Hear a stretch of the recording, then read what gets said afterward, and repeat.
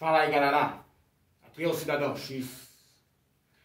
Galera, eu tenho que aproveitar enquanto eu estou me inspirando um pouco, né, para gravar conteúdo para vocês, e enquanto o YouTube não descobriu, né, que eu estou falando aqui sobre temas um pouco proibidos na plataforma, como a guerra na Ucrânia, por exemplo.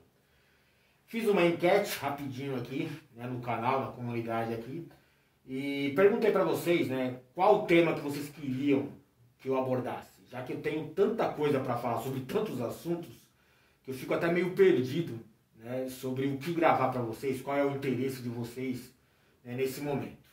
Eu tenho para mim aqui, né, gravado, não, né, eu tenho pelo menos arquivado aqui uma série de anotações, né, sobre dois conteúdos principais que eu acho que eu já deveria ter lançado aqui no canal, mas nem comecei a gravar, na verdade, que é sobre a conspiração QAnon, né, que repercutiu muito nesses últimos tempos, principalmente quando o Trump era presidente dos Estados Unidos, e o Brasil está implantando uma versão QAnon caipira aqui também, e sobre Estado Profundo, né, e aí você já leva também para o tema de guerra oculta, algumas manipulações e conspirações, né, que já ocorreram na nossa história como humanidade, né, como trabalham as facções no submundo do poder, né, e como eles controlam tudo, né, os eventos, as consequências, né, as guerras, né, os golpes.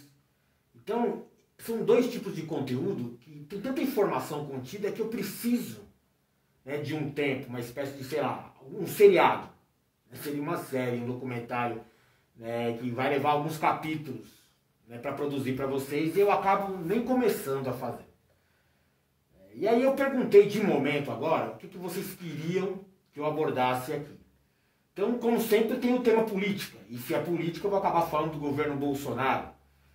Hoje, por exemplo, eu entendi que, né, tem aí um planejamento de golpe, que já vem ocorrendo há algum tempo, eu já venho alertando vocês, mas a invasão de um supermercado lá no Rio de Janeiro me chamou muita atenção, né, como uma espécie de justificativa ideal para o governo colocar os militares nas ruas, que é o primeiro passo para um golpe perto das eleições.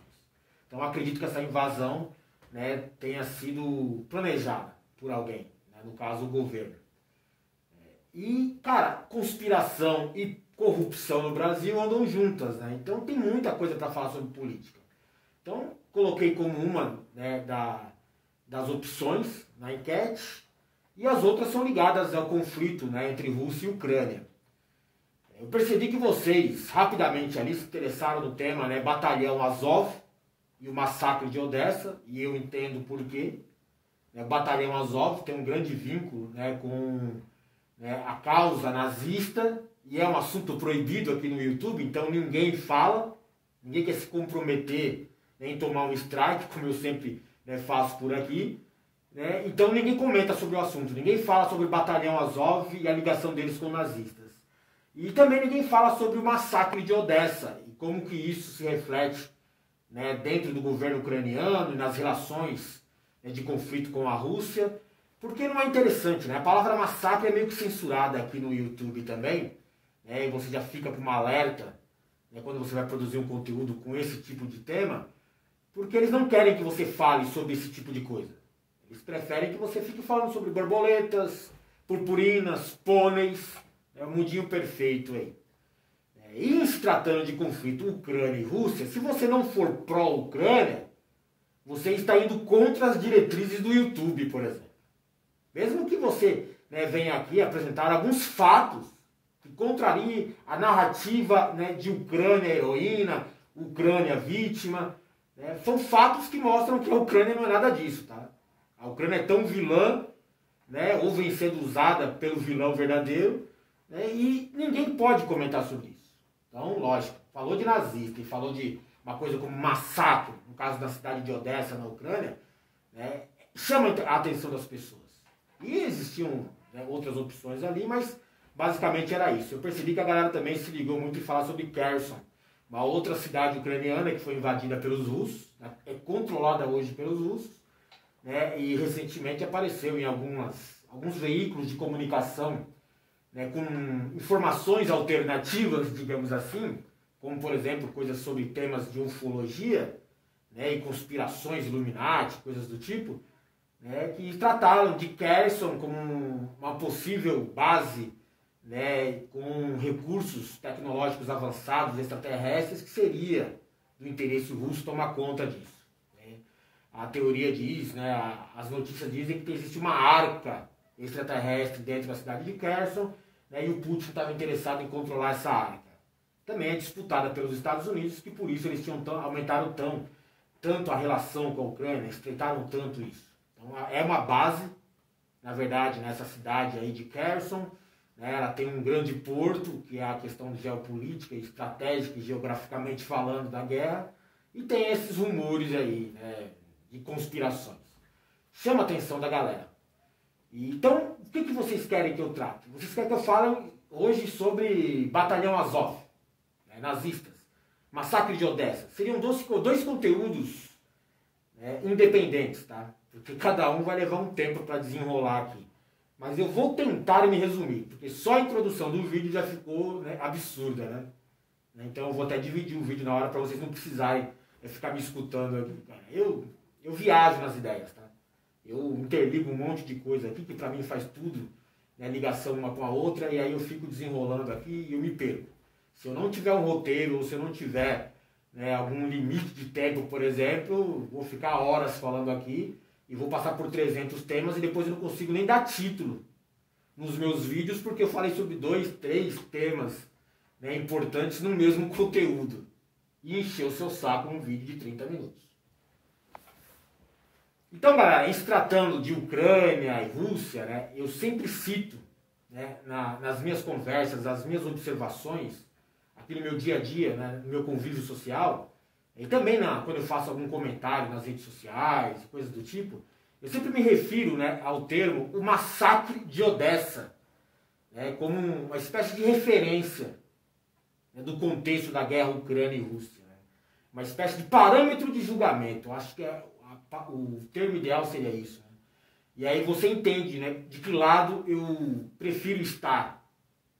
Então, quando eu falo massacre de Odessa, ligado ao governo ucraniano, o atual governo ucraniano, eu estou querendo mostrar para vocês quem são os tais heróis da Ucrânia, né, que a mídia quer fazer você aceitar e tolerar e até torcer por eles. Tá?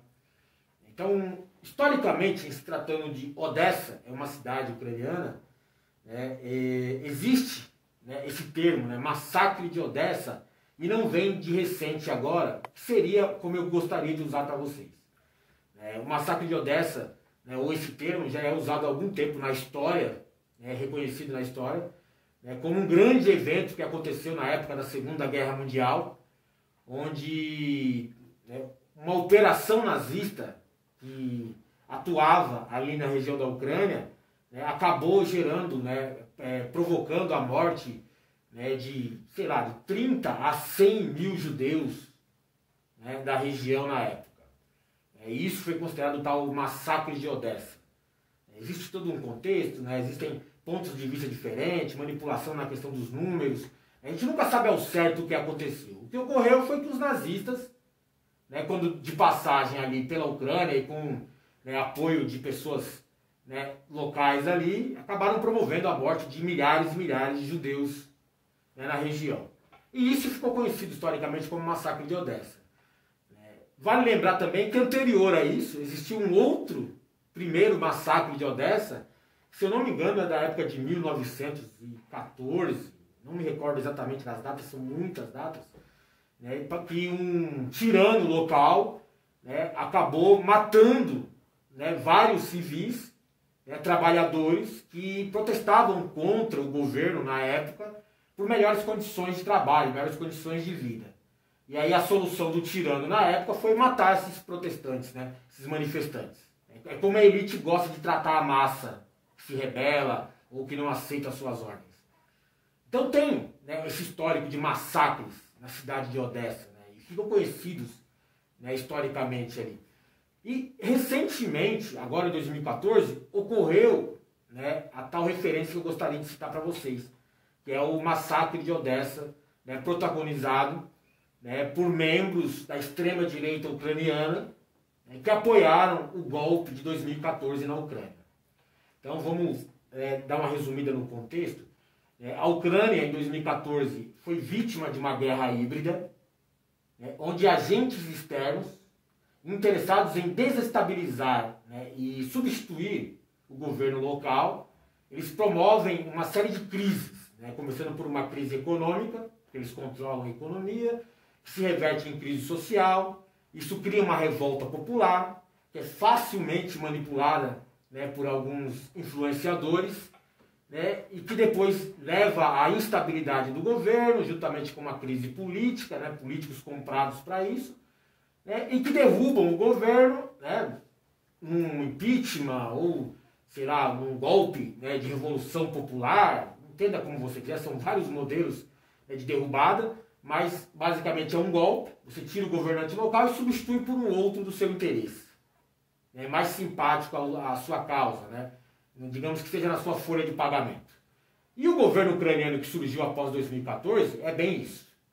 Ele tem um compromisso com os interesses norte-americanos que patrocinaram a guerra híbrida, assim como patrocinam isso pelo mundo inteiro.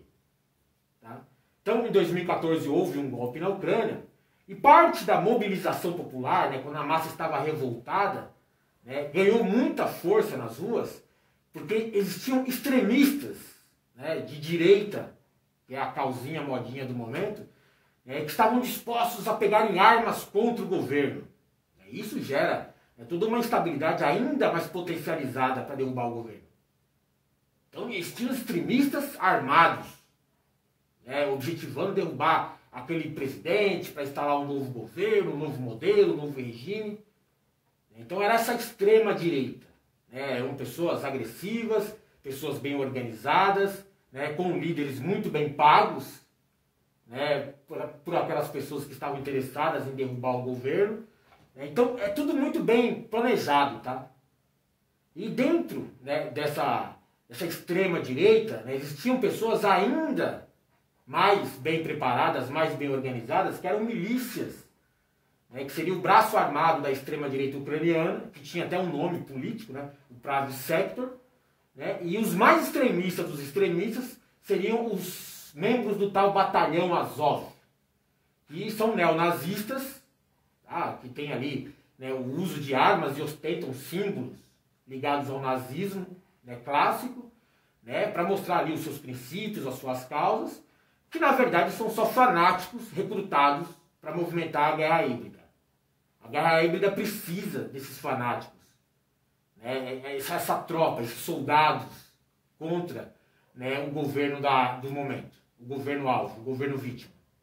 Então, se você for lá na Primavera Árabe, você vai ver lá Estado Islâmico, ou vai ver algum grupo de rebeldes, ou vai ver algum tipo de fanático, que é facilmente manipulado por um líder, por exemplo, que é corrupto, que é facilmente comprável, que serve aos interesses dos maiores provocadores do evento em si. Tá vendo como eu me estendo um pouco? Às vezes eu fico procurando as palavras aqui, galera. Então, voltando ao massacre de Odessa, após o golpe de 2014, começaram a surgir vários protestos dentro da Ucrânia contra essa interferência externa, contra esse golpe. Então surgiram marchas em várias cidades ucranianas como forma de protesto. Eram manifestantes contra o governo golpista e os seus apoiadores. Em uma cidade em específico, no caso Odessa, uma marcha de manifestantes dessas acabou sendo acuada por manifestantes pró-governo, que seria da extrema-direita, que apoiavam o golpe. E uma vez com o golpe instalado, eles apoiavam o atual governo golpista. Então, como forma de abafar e estabilizar lá o seu governo, eles resistiam contra os manifestantes, aqueles que protestavam contra. Você observa muito disso, desse pessoal que é do movimento antifascismo, sabe? Não faz sentido para mim, mas é o que acontece. É como se o antifascismo fosse o crime, e não o fascismo em si. Então tinha esse mesmo movimento na Ucrânia. A extrema-direita, a Pravy Sector, e os mais extremistas, ali os neonazistas do tal batalhão Azov, com todo aquele seu orgulho e fanatismo, eles apoiavam o governo, e essa forma de apoio era revertida em uma resistência contra esses manifestantes. E em Odessa, a coisa adquiriu um outro nível, né, de conflito entre, né, manifestantes contra o golpe e pessoas que apoiavam o golpe dentro da Ucrânia. Os manifestantes, né, em um determinado dia, na cidade de Odessa, acabaram sendo perseguidos por esses extremistas, muitos deles armados, né, que já tinham um histórico de matar, né, gente que protestava contra o governo, se manifestava contra, né, o golpe. Né, e durante essa perseguição, alguns desses manifestantes foram encurralados dentro de um prédio, né, que ficava na cidade de Odessa. Não sei se é exatamente o sindicato dos trabalhadores locais ali. Manifestantes ficaram encurralados dentro do prédio, né, por extremistas, muitos deles armados, né, e depois de um tempo, né, começaram-se a jogar coquetéis molotov dentro do prédio, incendiando o edifício e matando, né, os manifestantes que ocupavam o local, que se refugiavam ali, né, para fugir da perseguição das milícias armadas pró-golpe. E isso ocasionou a morte de dezenas, centenas de pessoas. A mídia até repercutiu na época, dizendo que eram manifestantes pró-Rússia, né, e durante um incêndio acidental acabaram morrendo. Na verdade, o que aconteceu foi isso. Dezenas, né, em algumas versões, ou centenas em outras versões, de manifestantes contra o golpe que ocorreu na Ucrânia foram, né, queimados vivos, né, por militantes da extrema-direita ucraniana. Isso se tornou uma espécie de símbolo da resistência ao golpe que a Ucrânia passou em 2014. Foi a nova versão do massacre de Odessa. E onde eu quero chegar? Eu quero chegar nessa questão dos extremistas que apoiam, né, apoiaram o golpe em 2014, dando suporte para ele, né, e hoje são reconhecidos pelo governo ucraniano como até forças regulares de segurança da Ucrânia. Olha que absurdo, cara. Batalhão Azov, que hoje é um termo proibido também, né, de ser citado a verdade deles aqui nas redes sociais e nas plataformas de vídeo ou qualquer lugar da internet. Batalhão Azov hoje é considerado o maior grupo, né, armado neonazista operante, né, organizado, né, reconhecido mundialmente. Batalhão Azov. Tem gente que chama eles de milícias armadas, né, outros chamam de paramilitares, mas se uma vez o governo ucraniano, reconhecendo a utilidade deles e o apoio deles, né, no golpe de 2014, e como recompensa transformaram esses milicianos em forças regulares ligadas às forças armadas ucranianas, eles não são mais paramilitares, são militares da Ucrânia. Não é simplesmente um grupo miliciano neonazista. É uma força militar reconhecida pelo governo ucraniano, oficialmente, que detém lá, né, causas e princípios nazistas. Que é a forma mais fácil de você operar com fanáticos, né, que são soldados mais ideais para eventos como esse. Então, Batalhão Azov, você vai observar que ele ganha destaque às vezes nas polêmicas, nas redes sociais, porque eles ostentam, né, alguns símbolos neonazistas. Na verdade, são símbolos reestilizados, ligados à simbologia nazista clássica, lá da Segunda Guerra Mundial. Uma versão estilizada, né, da suástica, né, uma versão estilizada de um sol negro, né, ou duplo raio, né, ou uma cruz de ferro. São símbolos clássicos, né, que os nazistas utilizavam, né, que eles mudaram ali, reestilizaram, modernizaram e usam hoje nos seus uniformes, né, das próprias forças militares ucranianas. Por que eles ostentam esses símbolos?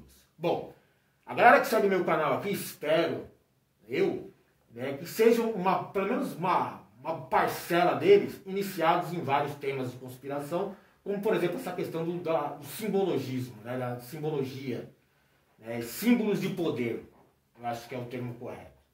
Então existem vários símbolos de poder que a elite, né, recorre, para conseguir atrair, né, forças positivas para conquistar lá seus objetivos. Tá? Então existem uma série de símbolos de poder que na maioria das vezes são restritos à maioria da massa. Existe um programa de restrição que faz com que você até tenha rejeição contra esses símbolos.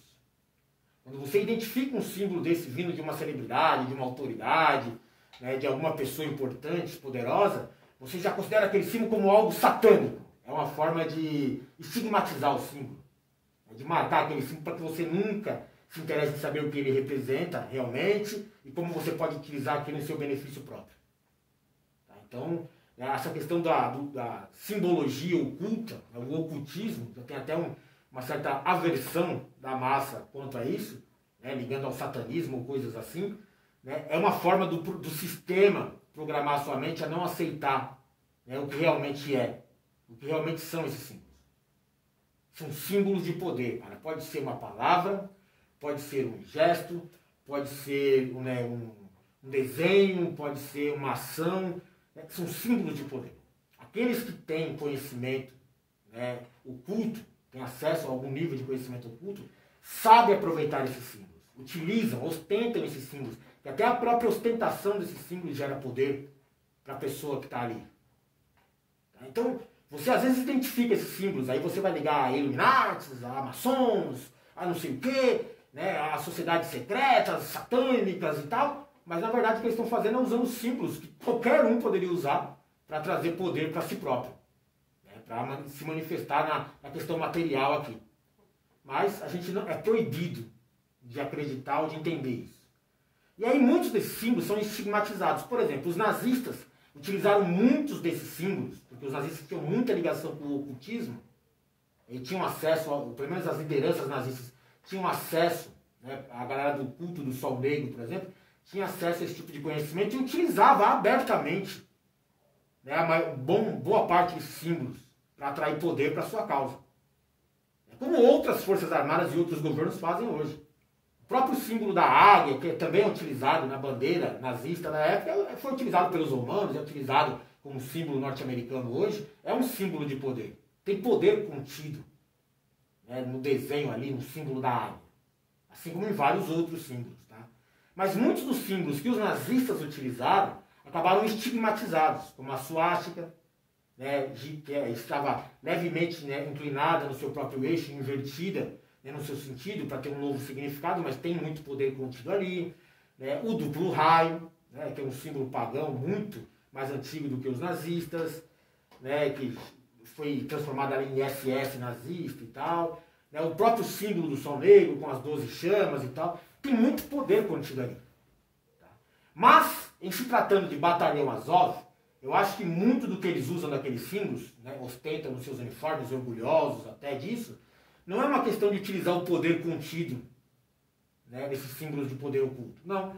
A ideia é só debochar da sociedade e mostrar que eles aderem. Né, eles amam a causa neonazista. Eles são nazistas, eles são fascistas por princípios. Então eles não têm conhecimento real do poder de um sol negro, de um duplo raio, de uma cruz de ferro, né, ou de uma suástica. Não. Ali é só para marcar, né, e mostrar para eles que eles são nazistas. Né, se reconhecerem, né, entre si e mostrar para o mundo, ó, somos nazistas com orgulho. Então tem até um certo desrespeito, um certo deboche, um certo desafio, né, contra a maioria das pessoas, contra a inteligência dos outros. Tá certo que a grande mídia esconde muito disso, né, esconde que esses símbolos são, né, uma referência ao nazismo clássico. Tá? Então não tem nada a ver com a utilização do poder oculto deles. Tá? É só porque eles têm orgulho de serem nazistas, né, dos seus princípios. Então o Batalhão Azov tem muita ligação com o neonazismo por isso. Eles são xenofóbicos, eles são racistas, eles são supremacistas, né? Eles dizem que são ultranacionalistas. Né? Hoje eles chamam, né, os neonazistas da Ucrânia de ultranacionalistas. É uma outra forma de abordar ali para não ficar marcado. Ó, são extrema-direita, olha, são neonazistas. Não. Né? Quando a imprensa vai abordar isso, quando é obrigada a falar sobre isso, eles chamam os caras de ultranacionalistas. Então tem lá também umas outras causas contidas ali, ligadas ao fascismo e tal. Isso é o Batalhão Azov, tá? E eles são muito bem organizados, eles são patrocinados por interesses externos. Assim como a Al-Qaeda, o Estado Islâmico, né, ou qualquer outro grupo considerado terrorista pelo mundo, né, que consegue derrubar um governo, por exemplo, né, eles são muito bem patrocinados, são muito bem bancados. Então eles conseguem formar milícias de verdade, verdadeiros exércitos, né, organizados e muito bem armados. Tem muita grana por trás deles. Porque eles se comportam como mercenários clássicos. É fácil para o sistema convencer, né, uma legião de fanáticos, né, a promover um ato terrorista ou um massacre, como aconteceu em Odessa em 2014. É fácil para o sistema fazer isso. Então o sistema gosta muito, é muito útil para eles ter fanáticos, né, paramilitares como esses, né, bem armados e bem organizados, né, até num sistema de estrutura bem hierárquico e tal, né, com exposição, né, com apoio, né, de alguns seguidores na massa e tal, né, vira uma verdadeira marca. Então é muito útil para o sistema esse tipo de gente. Eles estão dispostos a fazer qualquer coisa, porque desde que o seu líder seja bem pago e bem orientado, ele convence os fanáticos a fazer qualquer coisa. Durante o golpe de 2014, eles tiveram um papel fundamental, né, ao apoiar o golpe. Eles perseguiram muitos dos manifestantes, né, anti-golpe, na época, né, de 2014, e em reconhecimento a isso, em toda a sua utilidade nesse movimento de golpe, né, eles foram incorporados às forças regulares da Ucrânia. E foi dada a eles a missão de combater os separatistas que ameaçavam, né, toda a agenda que os Estados Unidos tinham dentro da Ucrânia. Porque começaram a surgir vários focos separatistas, principalmente na região sudeste da Ucrânia, que é hoje conhecida como a tal região, né, a bacia de Donbass, e dentro da Crimeia. Na Crimeia, logo após o golpe de 2014, né, a Rússia, que patrocinava esses separatistas, né, fortaleceu, né, essa relação com os separatistas e procedeu com a independência da Crimeia, que muitos chamam de, né, que foi uma invasão russa ou que a Rússia anexou a Crimeia, mas na verdade o que a Rússia faz é apoiar o governo separatista da Crimeia, que queria uma independência do governo golpista da Ucrânia. Foi a forma que a Rússia teve de garantir seus interesses na época, né, naquele local, porque era um acesso, né, ao mar de Azov, né, um dos poucos portos que não congelam durante o inverno rigoroso, né, naquela região, e também uma forma de mostrar que a Rússia sabia o que estava acontecendo na Ucrânia e que não ia deixar passar. A bacia de Donbass ela é muito importante economicamente, né? Tem muitas usinas de minérios importantes, né, para o mundo hoje, inclusive para a indústria bélica e tecnológica, assim como uma grande produtora de alimento local. Então, o que a Rússia faz é o que os Estados Unidos sempre fez: patrocinar grupos rebeldes, separatistas, para que uma vez aquela região adquirindo independência, né, do governo adversário, né, você esteja por trás deles, né, como tentaram fazer, por exemplo, na Venezuela, criando um presidente paralelo, o Guaidó, né, apoie um novo governo, um governo que vai ser, né, pró-seus interesses, vai ser um fantoche seu. Os Estados Unidos sempre fizeram isso e a Rússia fez também na região de Donbass. Então tinham muitos movimentos separatistas naquela região.